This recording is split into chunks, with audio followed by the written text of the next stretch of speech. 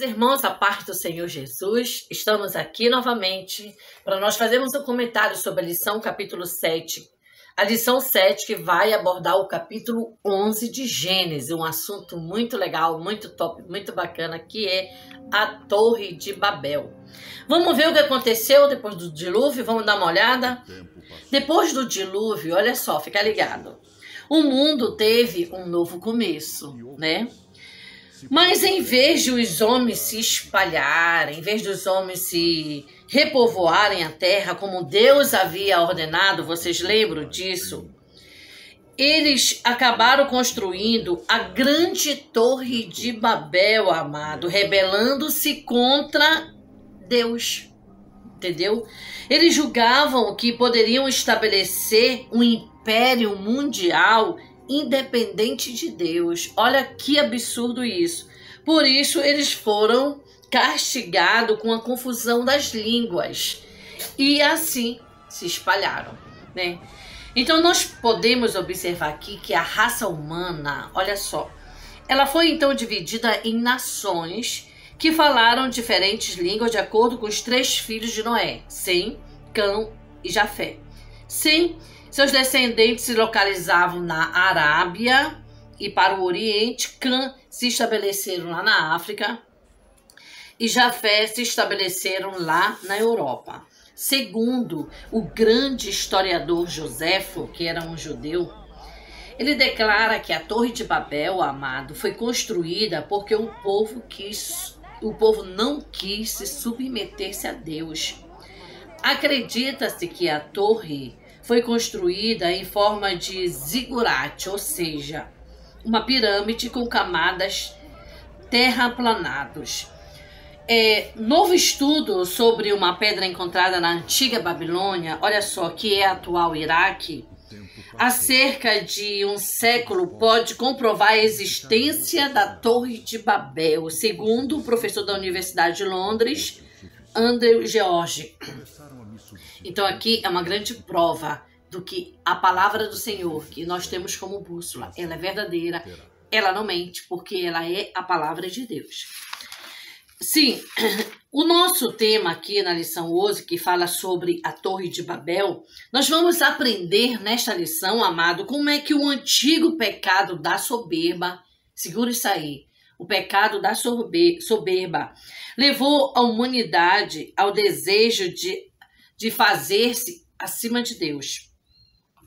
Esta aula é para nós refletirmos sobre os atos pessoais ou coletivos. Precisamos de vencer o maior ídolo do ser humano. Sabe quem é?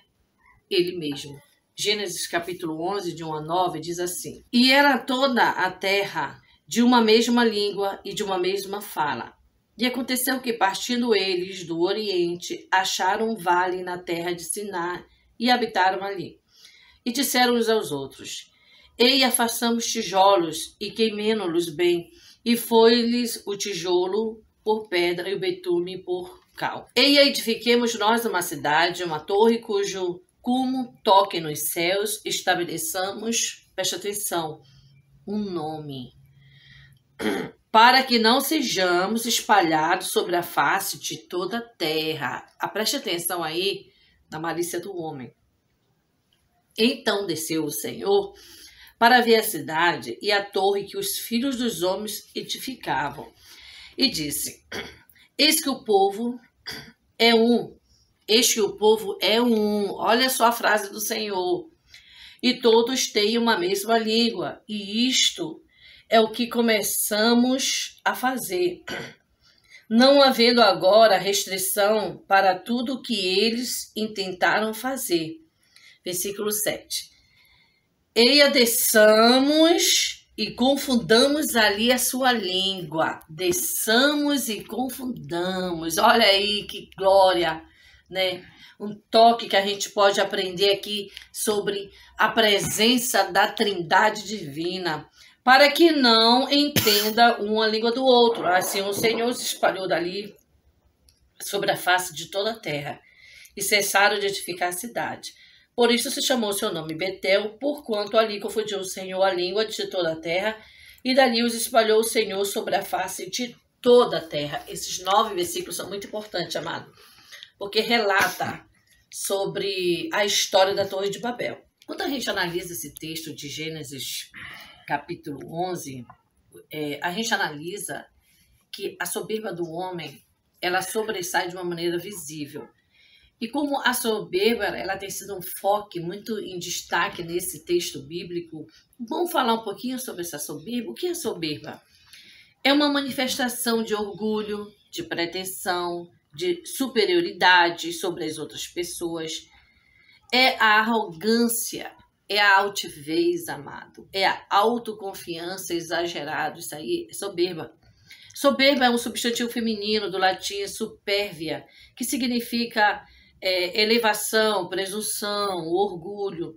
Agora eu quero destacar aqui umas características que são importantes da soberba. Vê bem, observe 6 coisas importantes. Primeiro, a pessoa soberba, ela procura interromper aos outros constantemente. Ela está sempre querendo chamar atenção para ela. Ela acredita que é melhor do que outras pessoas. Uma pessoa soberba, amado, é sempre o centro das atenções. Ela não aceita se ela não for o centro. Ela não sabe agir com o que é diferente. Ela ofende as outras pessoas. Ela é extrovertida em excesso. Não adianta. Para a pessoa que é soberba, ela quer que tudo aconteça em volta dela. Parece que o mundo tem que olhar somente para ela, só ela existe. Então, a soberba é o pecado da pessoa extremamente vaidosa, que pensa e age como se estivesse acima de tudo e de todos. O mundo gira em torno dela. O oposto da soberba, qual é? É a humildade. É por isso que o Senhor, na sua palavra, no seu ensino, sempre nos chama atenção para que nós sejamos servos humildes. Deus se agrada daqueles que são humildes, amado. Os que são soberbos, pode reparar, eles são desobedientes, eles querem fama, sucesso, atração. Eles querem que a adoração que é para Deus seja deles, entendeu? Porque são soberbos. Olha só algo que eu notei aqui, os soberbos. Ele gosta de disputar admiração, ele gosta de despertar admiração e inveja nos outros. Eles menosprezam aqueles que eles julgam inferiores, né? Quer ver um pecado? Quer ver um exemplo de soberba? Lá no Jardim do Éden, quando Adão e Eva, quando Deus disse para não comerem do fruto, que eles foram e comeram, né? Eles foram e desobedeceram. Eles ali colocaram as suas vontades acima de Deus. Então a soberba, ela já começa a aparecer aí. Porque quando você vai lá para a Torre de Babel, os homens estavam querendo chegar ao céu. Os homens estavam, amado, soberbos. Tá. Outra coisa aqui que chama a nossa atenção é que a humanidade na época, ela usava uma só língua. Era só uma raça, né? Esse projeto de Babel configura-se rebelião contra Deus. O que nós vemos aí? Que viu-se aí uma união da humanidade. A humanidade estava unida. Mas para quê? Para afrontar Deus, não para adorar a Deus. Está lá em Gênesis capítulo 11, verso 4. Havia uma motivação entre os homens.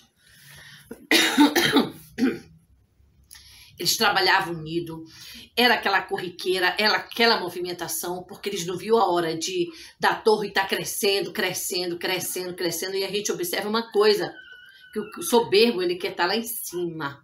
E aqui embaixo está os menos favorecidos para eles. Então, amado, o povo estava totalmente arrogante, o povo estava numa motivação, entendeu? Que a gente vê na história que foi preciso Deus castigar, né? Mas é interessante que o nosso Deus, quando ele castiga, ele tem aquele castigo que eu costumo dizer assim, que é um castigo que tem a misericórdia de Deus.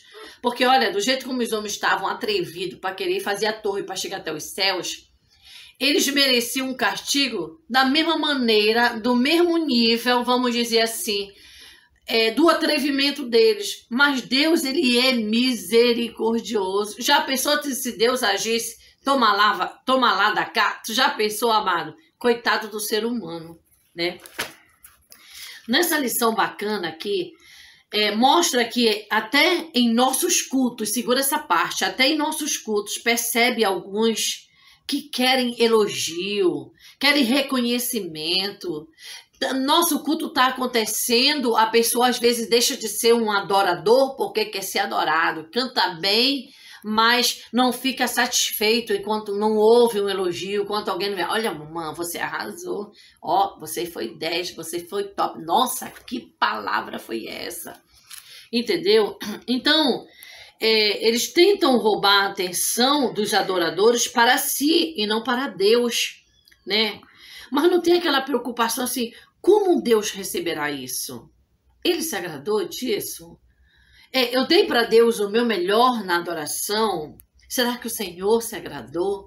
Então, um verdadeiro adorador, não criticando os músicos, negativo. Tem muito homem e mulher aí que são 10. Quando Deus usa é para arrasar, é para que o nome dele seja engrandecido. Mas, tanto no meio de pregadores, cantores, seja lá quem for, sempre tem, amado, aquele que é soberbo em todas as áreas, a gente sabe disso. O significado literal de Babel é portal dos deuses, mas passou o significado lugar de confusão. Essa rebelião, amado, trouxe consequências para a humanidade. Em Gênesis capítulo 8, verso 4 a 8, você vê isso. Olha, Gênesis 11, 4, o que a gente viu aí? Ela centraliza o homem, porque o homem queria fama, o homem queria ser o centro. No verso 16, a gente vê que gera uma oposição a Deus, uma afronta a Deus, né? A cada dia que acontece, a coisa piora, e hoje não é diferente, viu? Assim como homens zombavam a Deus no passado, ainda se zomba a Deus hoje. A humanidade estava na contramão, na soberba. Segura isso aí. Não é na contramão contra o pecado, não. É na contramão, na soberba. Cuidado com os resultados da desobediência. Nós somos uma só raça, está lá no 11:6. E no versículo 9, é melhor obedecer. Por quê? A obediência, amado, ela é a chave da nossa bênção. Então aqui a gente termina esse comentário com a verdade prática que diz assim: a Torre de Babel pode ser considerada o maior monumento à soberba humana que se tem notícia. E o nosso textuário está no versículo 4. Disseram: vinde, edifiquemos para nós uma cidade e uma torre cujo topo chegue até os céus. E tornemos célebre, olha só, o nosso nome, para que não sejamos espalhados por toda a terra. Querido irmão, essa lição detalhada tem muito pano para manga. Então nós estamos mostrando aqui para você o quanto vale a pena estudar sobre a Torre de Babel. Quanto vale a pena a gente analisar sobre a soberba. Que se houver soberba em mim, se houver soberba em você que está assistindo esse vídeo, que está presenciando esse momento que nós estamos comentando a palavra de Deus, que nós possamos nos analisar e jogar por terra toda a soberba, jogar por terra tudo aquilo que não presta, para que a humildade do Espírito Santo, ela reine no nosso coração, para que a gente não venhamos a ser comparado com aquela humanidade lá atrás, no povo antigo, mas que a nossa humanidade, a nossa fé no Senhor, possa ser de influenciar vidas, para serem bênção na vida de outras pessoas. Que nós não venhamos a nos envergonhar de sermos servos obedientes. Que nós não venhamos a envergonhar.